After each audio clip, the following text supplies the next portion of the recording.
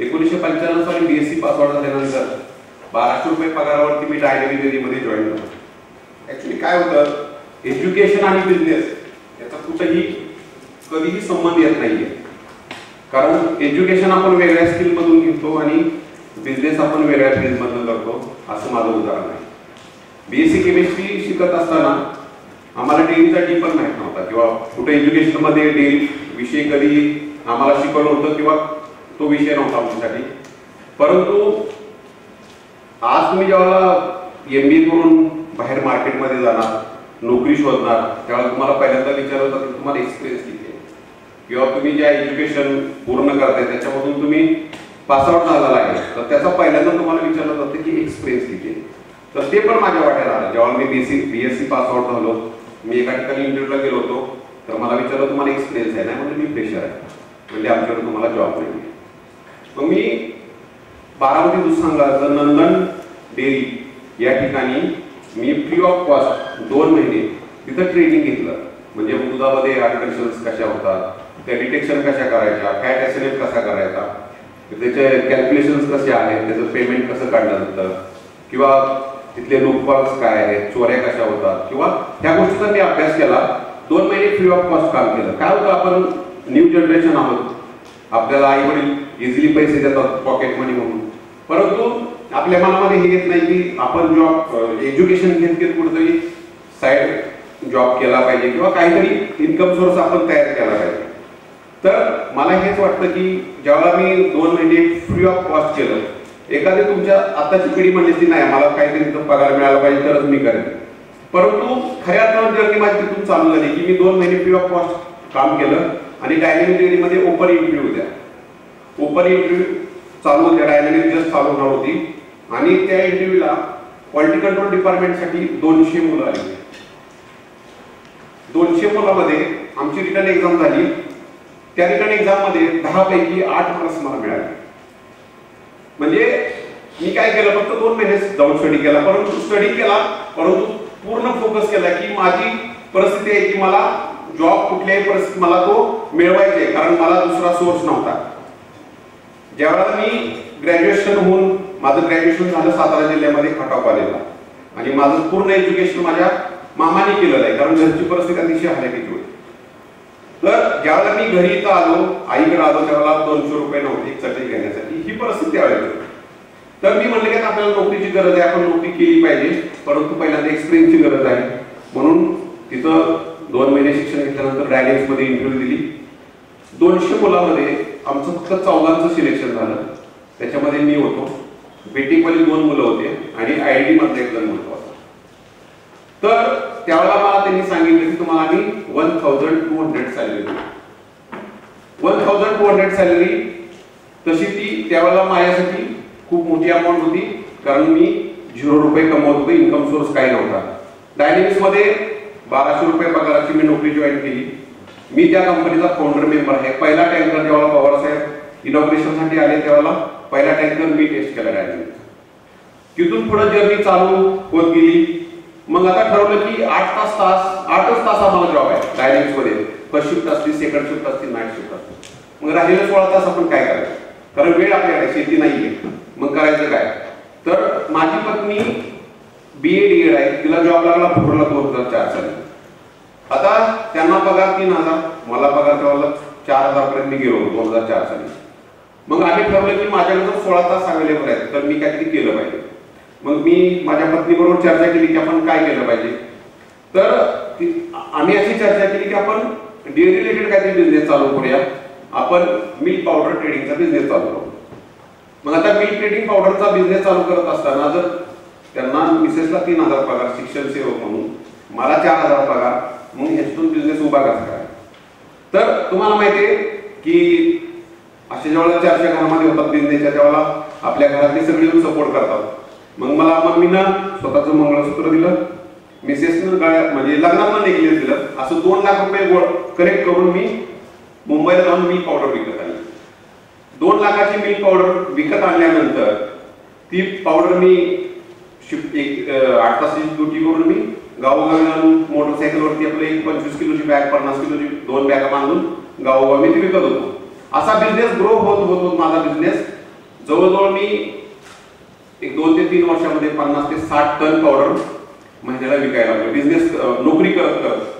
Actually काय आहे मित्रांनो, आज या स्पीचच्या माध्यमातून मी तुम्हाला एकदा सांगेन की ज्यावेळेला तुम्ही बिझनेस करायचं डोक्यामध्ये विचार आणता, परंतु तुम्ही पहिल्यांदा नोकरी करणं खूप गरजेचं आहे. कारण काय होतं, नोकरीमध्ये तुम्हाला पगाराचं महत्व कळतं की बाबा 1 महिना काम केल्यानंतर तुम्हाला किती पैसे मिळणार.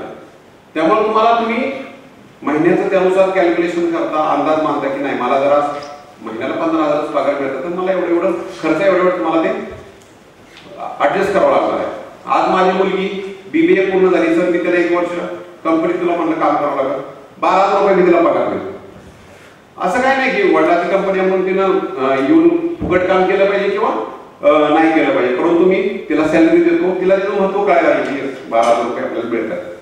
बरं, जर अगोदरच जर कॉलेजला असताना तिला पॉकेट मनी देत होतो तो काय अनलिमिटेड होता, परंतु जेव्हा तुम्ही जॉब करता, जेव्हा तुम्हाला कळतं की येस 12,000ची व्हॅल्यू काय आहे, तर त्याच वेळेला तुम्ही पुढे जाऊन विचार करता की नाही मला काहीतरी केलं पाहिजे, मला काहीतरी बिझनेस केला पाहिजे.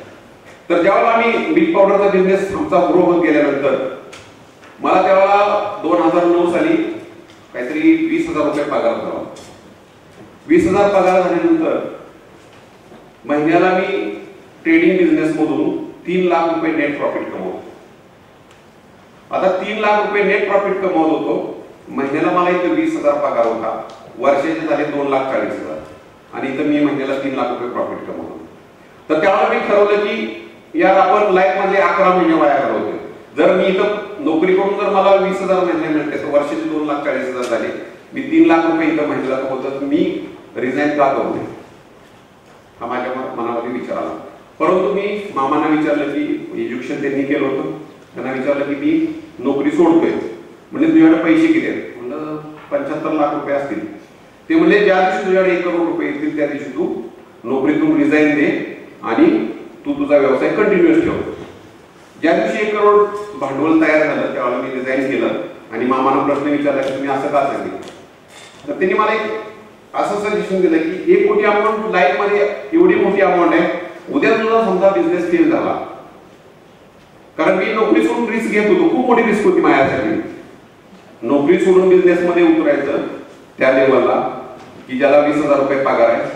तर मामांनी मला हे सांगितलं की 1 कोटी अमाऊंट अशी आहे की तुझा जरी बिझनेस बंद झाला तरी ह्या 1 कोटीवरती तुझं तू घर चालवू शकतो.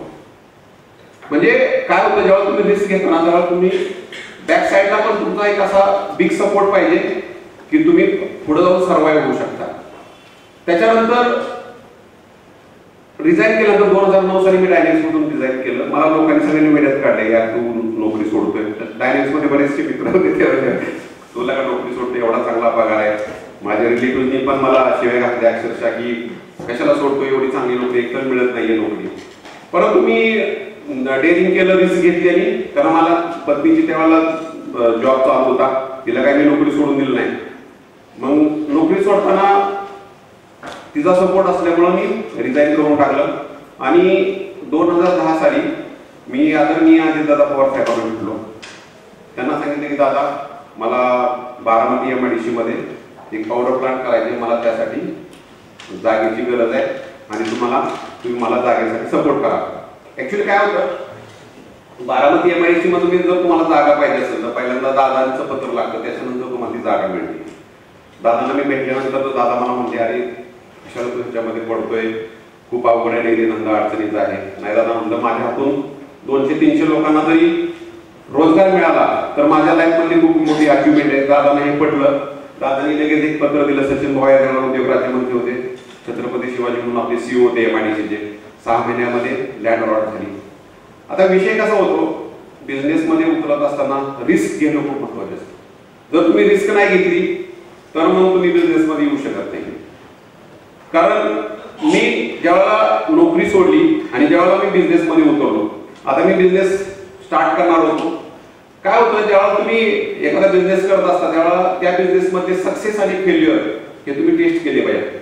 जसं सरांनी आता त्यांच्या स्पीच मध्ये सांगितलं की सक्सेस कोण झाले आणि फेल्युअर का झाले. जे सक्सेस झाले ते कशामुळे झाले, फेल्युअर झाले ते कशामुळे झाले. तर याचा अभ्यास तुम्ही नक्कीच केला पाहिजे ज्या बिझनेस मध्ये तुम्ही उतरताय. तर मी आणि रिस्क काय घेतली मी की उद्या समजा मी हा उभा करतोय. आज 30-35 कोटीचं कर्ज मी घेणार होतो आणि तो बिझनेस उभा करणार होतो. उद्या समजा मी फेल्युअर झालो किंवा फेल गेलं, सगळं बँक आधी जप्त केलं, सगळं झालं, माझ्याकडे काय होतं की मला उद्या 25 ते 30 हजाराचा मला पगार कुठेतरी नोकरी मला मिळणार होती. माझं एक घर कॉन्युडिओमध्ये आहे ते मला राहायला मिळणार होतं. एक 4 व्हीलर होती, तेवढं माझ्यासाठी सफिशियंट होतं. म्हणजे काय घेतलं मी, ते रिस्क घेतली. रिस्क घेऊन काय केलं की एका बाजूला मला सेफ माझ्यासाठी आहे आणि हे जरी गेलं तरी मला काय अडचण नाही. मग असं करत असताना की 6 महिन्यानंतर मला लँड अलॉट झाली. लँड अलॉट झाल्यानंतर पहिल्यांदा प्रश्न येतो लोन, कर्ज. हा प्रोजेक्ट माझा होता 30 कोटी रुपयाचा. 30 कोटीचा जेव्हा प्रोजेक्ट तुम्ही उभा करत असता तेव्हा तुमच्याकडे 7.5 कोटी रुपये म्हणजे 25% मार्जिन मनी पाहिजे. तुम्ही जेव्हा कंपनीतून रिझाईन करता आणि बाहेर पडता तेव्हा बँक विचारते तुमच्याकडे मार्जिन मनी आहे, कारण तुम्ही नोकरी करत होता, तुमच्याकडे 7.5 कोटी रुपये कुठून येणार. तर असं सर मला सांगायला अभिमान वाटतो आजच्या तारखेला की 2 वर्ष ते 2.5 वर्ष मी 17 ते 18 बँकेमध्ये इंटरव्ह्यू दिली होती. प्रोजेक्ट सबमिट करायचो. सकाळी 8 ला 8:30 ला मी डोंबिवली नागरी सहकारी बँकेच्या दारात असायचो, डोंबिवलीमध्ये, तिथून जाऊन. म्हणजे असा खडतर प्रवास. बँकांनी कुणीही मला कर्ज दिलं नाहीये. डोंबिवली नागरी सहकारीने मला सांगितलं की मी तुम्हाला 5 कोटी सँक्शन करू, बाकी आपण कॉर्पोरेशन मध्ये दुसरी बँक शोधू. तर अशी बँक शोधण्यात माझे 2 ते 2.5 वर्ष गेले. मला कुठल्याही बँकेनं लोन नाही दिलं. कारण प्रश्न काय याचा, मार्जिन मनी आहे का, तुमचं स्वतःचं मिल्क प्रोक्युरमेंट किती आहे. सर मी इंडियामधला एकमेव उद्योजक असा आहे की ज्याच्याकडे 1 लिटर दूध नसताना 5 लाख लिटरचं स्वप्न बघितलं आहे. 5 लाख लिटर दूध प्रोसेसिंगचं स्वप्न हे अतिशय म्हणजे डेंजरस काम होतं. खूप मोठी रिस्क होती. तरी सुद्धा मी पाऊल उचललं की स्वप्न बघायचं मोठी बघायची, छोटं स्वप्न बघायचं नाही. लोक काय करतात, चिलिंग प्लांट कुठेतरी उभा करणार, मग त्यानंतर पाऊच पॅकिंग चालू करणार, मग हळूहळू पावडर प्लांट कडे जाणार. मी तसं नाही केलं. मी डायरेक्ट शिखरावरती चढलो, नंतर हळूहळू खाली. मग असा एक्सपिरियन्स आला जेव्हा तुम्ही 17-18 बँकांना टॅकल करता, इंटरव्ह्यू देता, त्यावेळेला तुमच्याकडे भरपूर काय नॉलेज येतं. कारण जर तुम्ही 2 वर्ष स्टडी करताय तर तुम्हाला त्यातलं नॉलेज येतच. एक दिवस स्टेट बँक ऑफ इंडियाचं झोनल माझ्याकडे आले. प्लांट व्हिजिट म्हणजे जागा मोकळी होती, व्हिजिट केली. ते म्हणजे तुमचं प्रपोजल चांगलं आहे आणि आम्ही तुम्हाला लोन देऊ. लोन दिल्यानंतर त्यांनी पाहिल्यानंतर प्रोजेक्ट त्यांना आवडला. आमची प्लांटवरती व्हिजिट झाली, ती जागावर त्यांनी व्हिजिट केली आणि त्यांनी 1 महिन्यामध्ये मला 18 कोटी टर्म लोन आणि 6 कोटीची सीसी सँक्शन केली. आता मुलांना काय होतं, आपण गरीब कुटुंबातून आलेलो असतो, एवढं मोठं कर्ज घेऊन तुम्ही बिझनेस मध्ये उतरता. त्याच्यामध्ये रिस्क काय असते की तुमचं जे बँक जो मॉनिटरिंग पिरियड देते 14 महिन्याचा आम्हाला दिला होता. 14 महिन्यामध्ये तुम्हाला प्रिन्सिपल अमाऊंट द्यायची नसते बँकेला, फक्त इंटरेस्ट द्यायचा असतो. तुमचं जर प्रोडक्शन नाहीये चालू, तुम्ही 18 कोटी कर्ज घेताय, मग तुम्ही ही अमाऊंट भरणार कशी किंवा मग तुमचं प्लॅनिंग काय. आता ज्यावेळेला मी तुम्हाला सरांनी देशमुख सरांनी आपल्या स्पीच मध्ये सांगितलं की फेल्युअर आणि सक्सेस, तर फेल्युअर जे प्लांट आपल्या महाराष्ट्रामध्ये होते त्याची मी अगोदर स्टडी केली होती. तर हे फेल्युअर का झाले, तर काही बॉयलर चुकीचा घेतला पावडर प्लांट मध्ये, तो बॉयलर नीट चालला नाही, त्यामुळे त्यांची पावडर बनली नाही, त्यांना 3 वर्ष 4 वर्ष गेली. काही लोकांनी नवीन प्लांट चालू करत असताना लँड सिलेक्शन चुकीची झाली होती. लँड सिलेक्शन चुकीचं झाल्यामुळे 15 ते 20 फूट आरसीसी काम वरती घेण्यासाठी त्यांना 2.5 ते 3 वर्ष लागलं. 2.5 ते 3 वर्ष लागल्यानंतर 14 महिन्याचा monitor period, principal amount, interest बँकेनं वर्किंग कॅपिटल मधून 10 कोटीच्या कट करून घेतली. ज्यावेळेला प्लांट चालू करायचा त्यावेळेला तुमच्याकडे वर्किंग कॅपिटल नाही, कारण ते सगळं इंटरेस्ट मधून गेलं. त्यावेळेला मी मित्रांनो असं ठरवलं की जर मी आज 1 तारखेला लोन घेतोय आणि डिस्बर्समेंट घेतोय लोनची, तर मला हा प्लांट 8 महिन्यात चालू करावा लागेल. तर मी माझा इन्कम सोर्स जर 8 महिन्यात चालू झाला तर मी सर्वाइव्ह होऊ शकतो, नाहीतर मी फेल होऊ शकतो. कारण माझ्या फॅमिलीमध्ये असा कुणीही मोठी व्यक्ती नव्हती की जे मला मदत करत. त्यामुळं रात्रंदिवस प्रॉपर प्लॅनिंग करून, प्रत्येक मशिनरीला ऍडव्हान्स देऊन, सगळं प्लॅनिंग करून माझ्याकडे 7व्या महिन्यामध्ये पारल डेअरीचे मिस्टर विश्वास म्हणून दिल्लीवरून व्हिजिटला आले. म्हणजे त्यांनी व्हिजिट केला, प्लांट सिव्हिलचं काम चालू होतं. म्हणजे मनोज, जर तू हा प्लांट 1 महिन्यात जर चालू करून दिला तर तुझ्या इथं आम्ही 2.5 लाख लिटर दूध घेऊन आणि प्रोसेस करून आणि जॉब वर्क तुला करून द्यावं लागेल. आता ही माझ्याकडे मोठी ऑपॉर्च्युनिटी होती, कारण अशी संधी देव आपल्याला देतो, पण त्याचं तुम्ही त्याला कसं आपलं करून घ्यायचं किंवा अचीव करायचं हे खूप मोठं चॅलेंज होतं. कारण बरेचशी सिव्हिलची कामं राहिली होती, मस्टरच्या ट्रायल चालू होत्या, कनेक्शन बाकी होते. परंतु मी रात्रंदिवस तिथं थांबून तो प्लांट मी 20 दिवसाच्या आत म्हणजे 10 दिवस अगोदर चालू केला आणि त्यांना बोलवलं आणि त्यांना म्हणलं सर तुम्ही पावडरची क्वालिटी चेक करा. ती खूप हॅपी झाली, आनंदी झाली, कारण त्यांना पण महाराष्ट्रामध्ये एंट्री करायची होती. तर ही माझ्यासाठी मोठी ऑपॉर्च्युनिटी. त्यांनी कमिटमेंट प्रमाणे 2.5 ते 3 लाख दूध सुरुवात केली आणायला. कन्व्हर्जन मध्ये काम चांगलं चालू झालं, इंटरेस्ट चालू प्रॉपर जात होता, सॅलरी जात होती, एकदम अतिशय चांगलं काम चालू होतं. त्याच्यानंतर माझ्याकडं आनंद मिल्क युनियन अमूलला कळालं की बाबा बारामतीमध्ये अतिशय चांगला प्लांट लावलेला आहे आणि आपण तिथं कन्व्हर्जन करू शकतो. रात्री 9 वाजता आपण टीम आली प्लांटमध्ये व्हिजिट असं. त्यांनी प्लांट व्हिजिट केला आणि 10 वाजता ते रात्रीच्या बाहेर येऊन म्हणले की तुमचा प्लांट अप्रूव्ड झाला, उद्यापासून आम्ही तुमच्याकडे दूध पाठवतो. ऍक्च्युली काय होतं, मी डायनेक्स मध्ये 15 वर्ष जॉब केलेला व्यक्ती आहे, एंटरप्रेनर आहे. तर मी डायनेक्स मध्ये काय लूपहॉल्स आहेत, काय चुका आहेत, तर ह्या मी माझ्या प्लांट मध्ये अवॉइड केल्या सगळ्या. म्हणजे तो प्लांट एवढा अल्ट्रा मॉडेल बनवला 2014-13ला तो एक सर्वेक्षण आम्ही चालू केलं, 2014ला 8 महिने प्लांट चालू केला. पण तो प्लांट असा ऑडिटेबल बनवला. आज कुठली जरी कंपनी आली, ITC असेल, पतंजली असेल, पार्ले असेल, हॉर्मोन असेल, वाडीलाल असेल, ह्या कंपन्या जेव्हा तुमच्याकडून माल घेतात तेव्हा पहिल्यांदा ते ऑडिट करतात की तुम्ही हायजीन कसं मेंटेन करताय, हस्यात तुमचं आहे का व्यवस्थित, तुमच्या CCP प्रॉपर काम करतात का मशिनरीच्या. तर ह्या सगळ्या गोष्टी पाहिल्या जातात. त्यांनी ऑडिट केलं, लगेच 1 तासामध्ये त्यांनी मला सांगितलं की तुमचा प्लांट ऍक्टिव्ह झाला, उद्यापासून आम्ही तुम्हाला पाठवलं. तर काय होतं की जर तुम्ही चांगलं काम करत असाल तर देव तुम्हाला नक्कीच येऊन मदत करतो. देव स्वतः येत नाही पण कुणाच्या तरी माध्यमातून येऊन तुम्हाला मदत करत असतो. फक्त तुमच्या मनामध्ये पॉझिटिव्हिटी पाहिजे की येस मी करतोय ते बरोबर करतोय आणि माझ्या मनामध्ये कुणाला फसवायचं किंवा कुणाचं ढोकळून मोठं व्हायचं हे माझं तत्व नाहीये. मला चांगलंच काम करायचं, 100% देव तुमच्या पाठीशी उभा राहतो. तर असं करत असताना हे कन्व्हर्जनचं काम मिळत गेलं. हळूहळू आम्ही स्वतःचं मिल्क प्रोक्युरमेंट चालू केलं, कारण जॉबवरती लिमिटेड असतं. एक वेळ अशी आली काकडे साहेब की 25 रुपयाचं आम्ही दूध घ्यायचो आणि पावडर आणि बटर बनवून 23 रुपये जायचे. 2 रुपये लिटरला तोटा व्हायचा. मग आम्ही 1 लाख दूध समजा स्वतःच घेऊन प्रोसेस करतो, 2 लाख रुपये नेट तोटा व्हायचा. मग 15 दिवस झालं, 20 दिवस झालं, लॉस सहन करत होतो. ठरवलं की प्लांट बंद करायचा. म्हणजे काय आहे हे सांगण्यामागं रिझन असं आहे की तुमच्या जीवनामध्ये जेव्हा तुम्ही उद्योजक होता, व्यवसाय करत असता तेव्हा अपडाऊन्स येतातच. म्हणजे त्यासाठी खचून जायची गरज नाही, परंतु तुम्ही त्यासाठी प्रयत्न केला पाहिजे की तुम्ही मार्ग कसा काढा. मग रोज जर 2 लाख तोटा होत असेल तर 60 लाख रुपये महिन्याचा तोटा होता. मी ठरवलं की प्लांट बंद करायचा.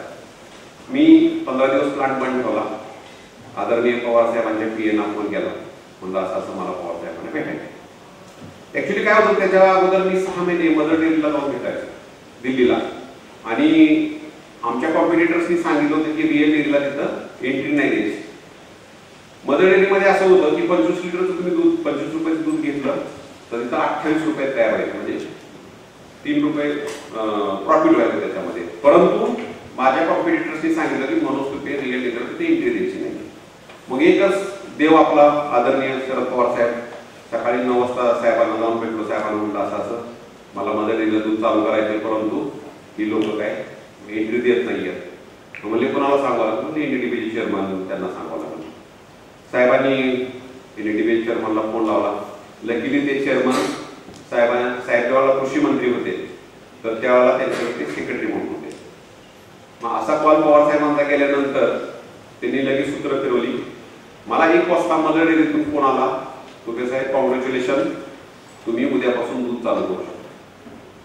म्हणजे काय झालं की अडचणी आल्या, संकट आली, म्हणून त्यातून मार्ग काढत आपण गेलो आणि परत आम्ही रिअल डेअरीचा प्लांट चालू केला. स्टेप बाय स्टेप व्यवस्थित स्टेबल झालो, फायनान्शियली स्ट्रॉंग झालो. नंतर ठरलं की ह्या पट्ट्यामध्ये रिअल डेअरीच्या आसपास जे आम्ही सातारा जिल्ह्यातून आम्ही कलेक्शन करतो किंवा सांगली ह्या पट्ट्यात आम्हाला दूध येतं, तर ठरलं की आपण दुसरा प्लांट करायचा. दुसरा प्लांट करायचा तर मग त्यासाठी जागा. मग इंदापूर MIDC मध्ये आम्ही 7 एकरासाठी ऍप्लिकेशन दिलं. ऍप्लिकेशन दिल्यानंतर मला तो लँड 6 ते 7 महिन्यामध्ये आला होता. आता ऍक्च्युली मित्रांनो, तुम्ही आज बारामती तालुक्यामध्ये बारामतीमध्ये तुम्ही बसला आहात, सगळा स्टडी करत आहात. खरं मी देवाच्या खूप आभार मानतो काकडे की माझा जन्म बारामती तालुक्यात झाला. कारण इथं जे तुम्हाला वातावरण आहे व्यवसायासाठी किंवा एज्युकेशनसाठी कुठले फॅकल्टी अतिशय चांगले आहेत. मी बऱ्याच ठिकाणी बरेच स्टेट बघून आलो, बरेच कंट्री बघून आलो, परंतु आपल्या बारामती सारखं वातावरण नाही. का तर माझा जन्म बारामती तालुक्यात झाला. कारण इथं आदरणीय पवार साहेब, आदरणीय अजितदादा हे नेहमीच उद्योजकांना मदत करतात. म्हणजे तुम्ही कधी पण दिल्लीला जा, शहाजनपथला साहेबांना भेटा, तुम्ही कधीच मोकळ्या हाताने माघारी येणार नाही, साहेब कामच करतात. तर आज मी जे काय उभा आहे, आदरणीय पवार साहेब असतील, आदरणीय दादा यांच्या सपोर्टमुळे मी उभा आहे. कारण हे शेतीपूरक मी काम करतो. आज रोजगार निर्मितीचं काम करतो. शेतकऱ्यांना दुधाचं पेमेंट झालं दिवसामध्ये. आज मला रोज 2 कोटी रुपयाचं दूध आहे. म्हणजे आज ही एवढी मोठी अर्थव्यवस्था आम्ही ही करतोय. लोकांना 10 दिवसाला शेतकऱ्यांना पेमेंट देतोय, माल विकतोय, त्या प्रमाणात पैसे आणून देतोय आणि त्यामुळे शेतकऱ्यांची रोजीरोटी चालू आहे. आता याच्यानंतर ठरवलं की आपल्याला दुसरा प्लांट करायचा. इंदापूरला MIDC मध्ये जागा मिळाली. आता मिनिस्ट्री ऑफ फूड प्रोसेसिंग एक स्कीम निघाली त्याच्यात, तर त्याच्यामध्ये 10 करोडची ग्रँट होती. आता काय होतं, आपण म्हणलं चला प्रोजेक्ट रिपोर्ट सबमिट करू. आपल्याला अनुभव होता, सबसिडीची काम मी करत होतो पहिल्यांदा. प्रोजेक्ट मी दिल्लीला नेऊन सबमिट केला मिनिस्ट्री ऑफ फूड प्रोसेसिंगला. इंडियामध्ये माझा प्रोजेक्ट 3 नंबरला सिलेक्ट झाला आणि महाराष्ट्रामध्ये 1 नंबरला सिलेक्ट झाला. त्यावेळेस तुम्ही काम करताना कुठलाही प्रोजेक्ट रिपोर्ट असेल, काही असेल, मनापासून जर बनवलं तर तुम्हाला 100% यश. फक्त ते तुम्ही मनापासून केलं पाहिजे, मनापासून त्याच्यात तुम्ही उतरला पाहिजे, पूर्ण स्टडी केला पाहिजे, तर सक्सेस 100% आहे.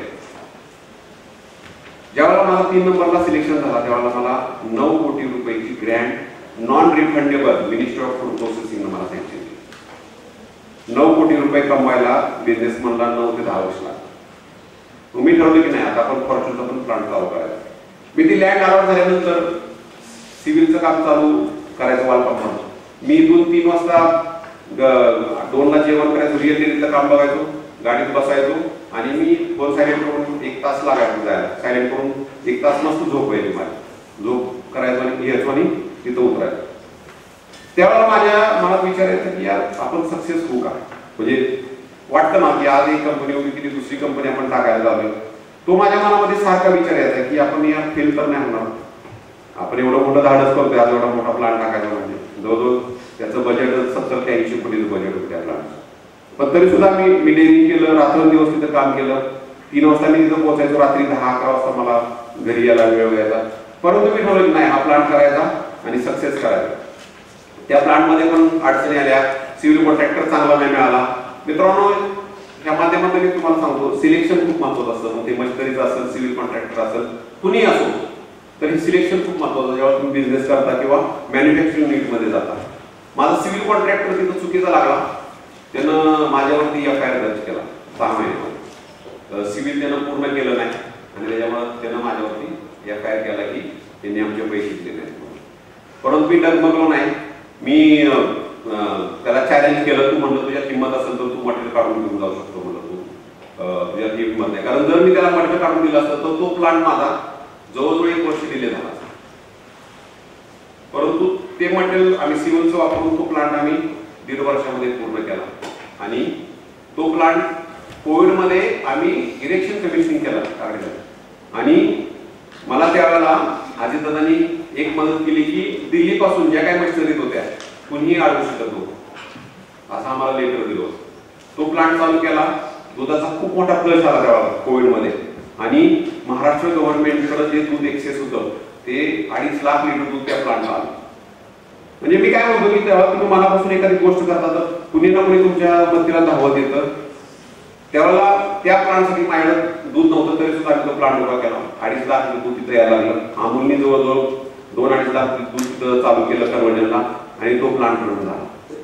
आज आम्ही डेली जवळजवळ 6.5 ते 7 लाख दूध हँडल करतो. त्याची मिल्क पावडर बनवतो, बटर बनवतो आणि ते मार्केटमध्ये चांगल्या कंपन्यांना विकतो. आम्ही मोठ्या प्रमाणामध्ये B2B काम करत होतो. B2C चा आम्ही अजून काके सर तुम्ही म्हटल्याप्रमाणे मी नक्कीच तुमचा ह्याच्यामध्ये मदत घेईन. आपल्याला B2C कसं काम करावं लागेल, परंतु B2C काम करत असताना आमच्या डेअरी इंडस्ट्रीमध्ये खूप मोठं चॅलेंजेस आहेत. नाही म्हणलं तरी अंदाजे 200 कोटी आम्हाला CC पाहिजे, त्यासाठी तरच आम्ही हे काम करू शकतो. परंतु B2B मध्ये काय होतं, आम्हाला ॲडव्हान्स पेमेंट येतं, त्यामुळे आम्ही 10 दिवसांनंतरचं पेमेंट करू शकतो. तर त्यामुळे सध्या तरी आम्ही B2B मध्ये हॅपी आहे, परंतु B2C नक्कीच विचार केला पाहिजे, कारण ब्रँड आपल्याला मोठ्या प्रमाणात उभा करायचे, पुढे घेऊन जायचे. आता जेव्हा 2 प्लांट त्यानंतर आता मी रिअल डेअरीमध्ये 50 टनाचा 3रा प्लांट लावतो. काय होतं, जेव्हा तुम्ही स्थिर बिझनेस करत असता, प्रॉपर तुम्ही प्लॅनिंग करता, फायनान्शियल असेल किंवा मिलचं पेमेंट असेल, तर तुम्हाला स्टॅबिलिटी खूप व्यवस्थित येऊन जाते, तुमचा कॉन्फिडन्स वाढत जातो. आज माझं एक स्वप्न आहे की रिअल डेअरीच्या माध्यमातून मी 5 प्लांट तरी उभा करणार, जोपर्यंत या पृथ्वीवरती भीती म्हणते.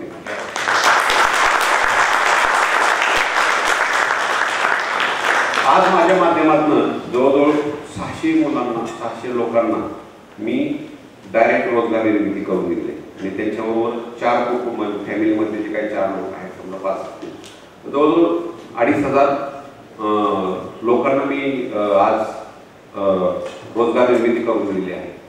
तर अशा पद्धतीने आम्ही काम करत आहे. खूप मोठी संकट आली, खूप मोठ्या अडचणी आल्या, त्या तुम्हाला मी नाही सांगू शकत, कारण जर अडचण संकट जर तुम्हाला सांगत गेलो तर तुम्ही म्हणतात की नको, आपलं मी नोकरी करतो आणि चाललंय ते चांगलं झालंय.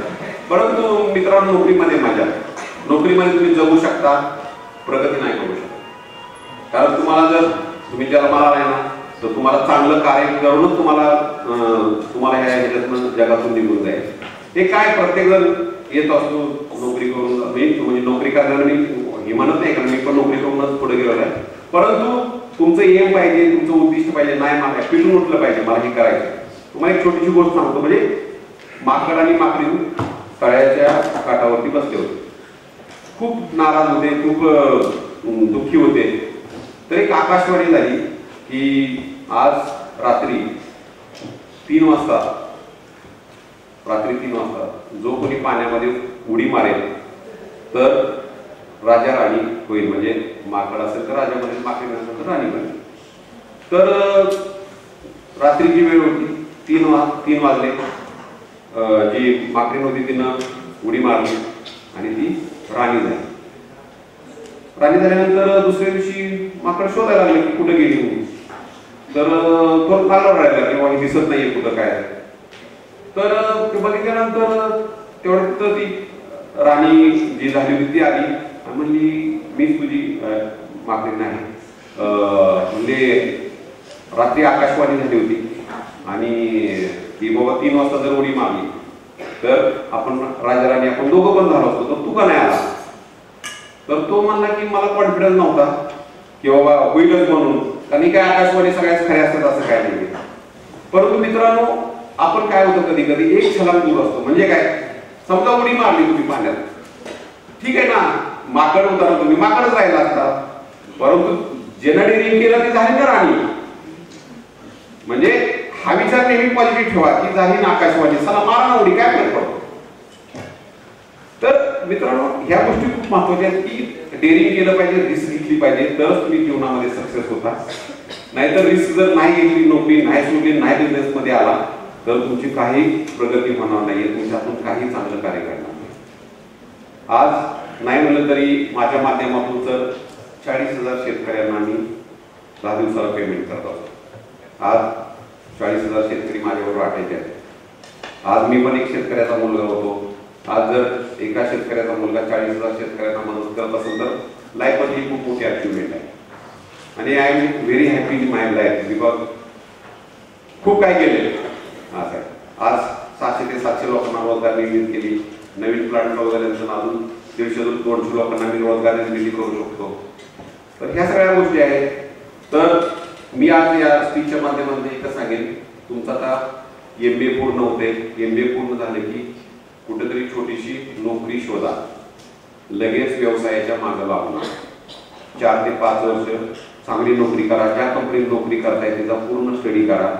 त्या कंपनीतनं वेगळं काय तुम्हाला करता येते का, किंवा वेगळं काय स्थापन करता येते का, त्याच्यातून काही इनोव्हेटिव्ह आयडिया तुम्हाला मिळतात का, तर त्या माध्यमातून तुम्ही पुढे जावा आणि त्यातनं कसा व्यवसाय शोधता येईल. कारण शेजाऱ्यानं किराणा दुकान टाकल्या म्हणून आपण किराणा दुकान टाकण्याचा अर्थ नाहीये, ते चालत नाहीये. तुम्हाला काहीतरी वेगळं करावं लागतं तर तुम्ही व्यवसाय सक्सेस होऊ शकता. आज आमच्या व्यवसायामध्ये पण खूप मोठे कॉम्पिटिशन्स आहेत. आज माझी शेजारी मल्टीनॅशनल कंपनी आहे, त्यांच्याकडे डॉलरमध्ये पैसे आहेत, तरी सुद्धा मी त्यांच्यापुढे झुकत नाही किंवा नमत नाहीये आजच्या तारखेला. कारण आमचं बिल कलेक्शन सेम एरियात नाही, परंतु मी सक्सेस काय ह्याच्यामागे अजून एक स्टोरी तुम्हाला सांगतो. जेव्हा तुम्ही कंपनी उभी करता तर तुमचं कॉस्ट कटिंग वरती खूप लक्ष पाहिजे. देशमुख सरांनी आता ते त्यांच्या भाषणामध्ये सांगितले की कॉस्ट कटिंग खूप महत्वाची आहे, रिकव्हरी तुम्हाला माहित पाहिजे. आज आम्ही ज्यावेळेला पावडर प्लांट मध्ये काम करतोय काकडे साहेब, बाकीच्यांचं लिटरला जो कॉस्टिंग येतं ते 4 ते 4.5 रुपये येतं. 1 लिटर दुधापासून पावडर बनवायला 4 ते 4.5 रुपये खर्च येतो. आज सर आमचा तो खर्च आहे तो 1 रुपये 80 पैसे.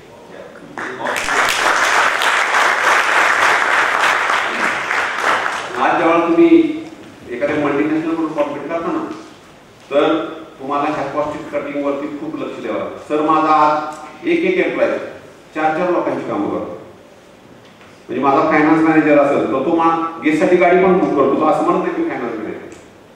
माझा डिस्पॅच वाला आहे आमच्या बनकर साहेबांचं मल्टिपल काम करतो, डिस्पॅच करता रिकव्हरी करा. आज सर आम्ही महिन्याला रिकव्हरी काढतो. प्लांट रिकव्हरी जर चुकीची आली तर आम्हाला कळते की कुठेतरी लूप फॉल्स आहे, कुठेतरी चुकीचं काम चाललंय. आणि आमची रिकव्हरीमध्ये म्हणजे 1% जरी लॉस झाला तर तो आमचा महिन्याचा 1 ते 1.5 करोडचा तोटा. त्यामुळं तुमच्या व्यवसायावरती लक्ष पाहिजे. नाहीतर चला बिझनेस चालू झाला आता मी जातो कुठेतरी फिरायला, येतो एन्जॉय करून असं राहायला. आणि फायनान्स तुमच्या कंट्रोलमध्ये पाहिजे. प्रत्येक ट्रान्झॅक्शन तुमच्या मोबाईलमध्ये आले पाहिजे किंवा तुम्हाला समजलं पाहिजे की आज किती पैसे आले किती पैसे गेले. एक तुम्हाला उदाहरण सांगतो. एक ड्रायफ्रुट्सचं दुकान होतं. वडिलांनी तो ड्रायफ्रुटचा बिझनेस दुकान मुलाला हँडओव्हर केलं. तर मुलाचा पहिला दिवस होता तर 50,000 कॅश गोळा झाला. 50,000 कॅश गोळा झाला तर मुलगा खूप आनंद झाला की पप्पा आज आपल्याकडे 50,000 रुपयाचा गल्ला झाला. मग पप्पाने त्याला समोर बसवलं, विचारलं की म्हणजे वही घे. मग म्हणले 50,000 तुझ्याकडे गोळा झाले तर ह्याच्यामध्ये हिशोब कर म्हणले. यातले 40,000 रुपये आहेत ते रॉ मटेरियलचे आहेत की जे आपण विकत आणलेलं आहे ड्रायफ्रुट्स आणि ते लोकांना विकले तर बेसिक अमाऊंट त्याची 40,000 रुपये. आज आपला जो काही खर्च आहे म्हणजे रोज कामगारांचा असेल, लाईट बिल असेल, दुकानचं रेंट असेल, हे जवळजवळ तुमचं 8,000 रुपये टोटल खर्च आहे. म्हणजे हे तर 48,000 रुपये झाले. मग वडिलांनी त्याला सांगितलं तुझा इन्कम फक्त 2,000 रुपये. तू असं समजू नको हे 50,000 माझे, हे 50,000 तुझे नाहीत, फक्त 2,000 तुझे. तर मला हेच सांगायचे मित्रांनो की जेव्हा आम्ही दूध विकत घेतो, आज आम्ही समजा 35 रुपयाचं दूध घेतोय तर आमचे त्याच्यामध्ये फक्त 50 पैसे आहेत, तो आमचा प्रॉफिट आहे. 34.5 रुपये शेतकऱ्याचे आहेत. तुम्ही जर म्हणला ना की 35 रुपये माझे आहेत तर तुम्हीच कधी सक्सेस होत नाही. सर आज आम्ही सक्सेस आहोत त्याच्यामुळे अजून एक दुसरं रिझन सांगतो. आम्ही कंपनीमधले 1 रुपया सुद्धा बाहेर काढत नाहीये. मला 1 एकर पण जमीन नाहीये. तुम्ही म्हणता हा 2 कंपनीचा मालक आहे, अजिबात 1 एकर पण जमीन नाही. मला ती गरज नाहीये. मी कशासाठी जमिनीत पैसे गुंतवू, मला तर ह्या व्यवसायातून चांगले पैसे मिळतात. म्हणजे काय की व्यवसायातले पैसे जर तुम्ही बाहेर काढून घेता तर तो व्यवसाय अडचणीत येऊ शकतो. त्यामुळे व्यवसायातले पैसे व्यवसायातच वापरा. आम्ही मंथली सर सॅलरी घेतो, मी आणि माझी वाईफ. वर्षानंतर जो काही सॅलरी बॅलन्स असते ते आम्ही परत कंपनीत अनसिक्युअर्ड लोन म्हणून टाकतो. म्हणजे असं नाही की आपली कंपनी म्हणून डिसिप्लिन. मित्रांनो अजून एक सांगतो, व्यवसायामध्ये सक्सेस जर व्हायचं असेल ना तर तुम्हाला कुठलंही व्यसन नाही पाहिजे. आज मी तुमच्या पुढे उभा आहे. आज मी जवळजवळ 9 ते 10 कंट्री सर फिरून आलो. स्टेट तर म्हणजे इंडियामध्ये तर फिरलो विषय नाही, परंतु वाईनची टेस्ट कशी आहे, बिअरची कशी आहे, अजून या तोंडामध्ये एक ड्रॉप पण नाही केला ना. म्हणजे तंबाखू गुटखा ही तर दूरदूरची गोष्ट आहे. काय होतं सर, व्यसन का नसावं तर समजा तुम्ही ड्रिंक केला, पार्टीमध्ये गेला, तुम्ही मोटरसायकलवरती चाललाय, नशेमध्ये तुम्ही मोटरसायकल स्पीडमध्ये चालवता, ऍक्सिडेंट होतो, तुमचा हात पाय मोडतो, तुम्ही हँडिकॅप होता, झालं तुमचं कुटुंब आता रस्त्यावरती येतं. गरज नाही, काय गरज आहे व्यसनाची? क्लिअर राहा, सकाळचं लवकर उठा, व्यायाम करा, अभ्यास करा, पुस्तकं वाचा. जे सक्सेस आहेत त्यांची पण पुस्तकं वाचा, त्यांची चरित्र वाचा. जे फेल्युअर आहेत त्यांचे पण चरित्र वाचा की ते का फेल गेले. तर तुम्ही व्यवसाय सक्सेस होता. आणि नक्कीच व्यवसाय करा, परंतु अगोदर नोकरी करा आणि नंतर व्यवसायामध्ये. आज आम्ही ज्यावेळेला 2 लाख रुपये मला आईनं किंवा पत्नीनं ते गोल्ड स्वतःच दिलं आणि ते मी मोडून 2 लाख रुपये उभे केले ना, आज आम्ही 700 कोटीपर्यंत आम्ही आज आमचं कंपनीचा ही निघाला आहे, टर्नओव्हर निघाला आहे. तर ही अचिव्हमेंट फक्त 10 वर्षाची आहे आणि लोकांना एक प्लांट चालवता येत नाही. काकडे साहेब, तुम्हाला माहिती आहे आपले डेअरी प्लांट किती बंद पडले. त्याच्यामध्ये रिझन असं आहे की बरेचशा लोकांनी काय केलं, स्वतःचे कंपनीतले पैसे बाहेर काढले, बाहेर डायव्हर्ट केले आणि ते दुसरीकडे वापरले, त्यामुळे ते प्लांट बंद पडले. कॉस्ट कटिंग वरती लक्ष पाहिजे, निगोशिएशन पॉवर तुमच्यामध्ये चांगली पाहिजे. रिअल डेअरीचा प्लांट उभा करत असताना काकडे साहेब त्यावेळेला CST होता आणि वॅट होता. आपल्या महाराष्ट्रातनं जर मस्टरी घेतलं तर 12% वॅट लागायचं आणि जर तुम्ही बाहेरच्या स्टेटमधलं घेतलं तर 2% CST लागायचं. मग मी काय विचार केला की यार आता मी 12% टॅक्स देऊ शकत नाही, मग मी बाहेरच्या स्टेटमधनं बऱ्याचशा मस्टरी परचेस केल्या आणि 10% वाचवले.